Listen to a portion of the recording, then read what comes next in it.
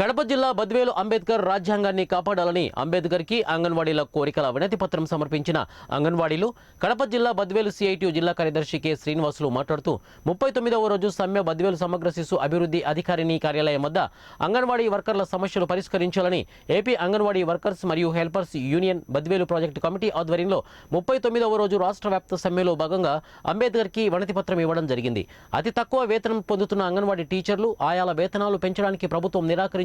అమానుషమని, దశాబ్దాల పాటు పనిచేసిన వారికి గ్రాడ్యుటీ పెన్షన్ సౌకర్యం లేకపోవడం సిగ్గుచేటని, కోరికల పరిష్కారానికై గడిచిన 39 రోజులుగా నిరవధిక సమ్మె చేస్తున్న ముఖ్యమంత్రిలో ప్రభుత్వంలో ఉలుకు పలుకు లేదని, సమ్మెను ఉక్కుపాదంతో అణిచివేయడానికి ప్రయత్నం చేయడం సబబు కాదని, సమ్మెపై ఎస్మా ప్రయోగించడం దుర్మార్గమని, ప్రభుత్వం ముఖ్యమంత్రి అంగన్వాడీలకు ఇచ్చిన మాట తప్పి మరిచారని, ఉద్యోగులను తొలగిస్తామని బెదిరించడం సరైంది కాదని, అంగన్వాడీల సమ్మెకు లబ్ధిదారులు, ప్రజలు, సంఘాలు ఇక రాజకీయ పక్షాల మద్దతు ఉందని, సమ్మె భవిష్యత్తులో మరింత ఉధృతం అవుతుందని హెచ్చరించారు.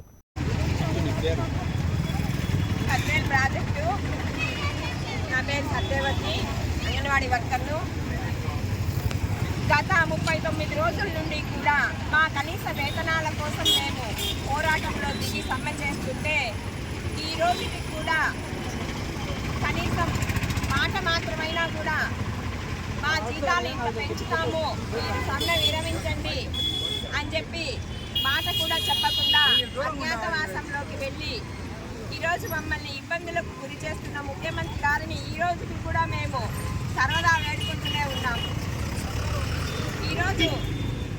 ఉద్యోగాలు పోతాయి అని చెప్పి టీడీపీ గారు బెదిరిస్తున్నారు. ఈ తరుణంలో కూడా మేము అదరకుండా బెదరకుండా ఐక్యంగా పోరాటం 39వ రోజు పోరాటం నిర్విఘ్నంగా చేస్తూనే ఉన్నాము. కనీసం జీతాలు పెంచుతారేమోనని మొక్కవోని ఆశతో దీక్షతో కూడా పోరాటం చేస్తున్నాము.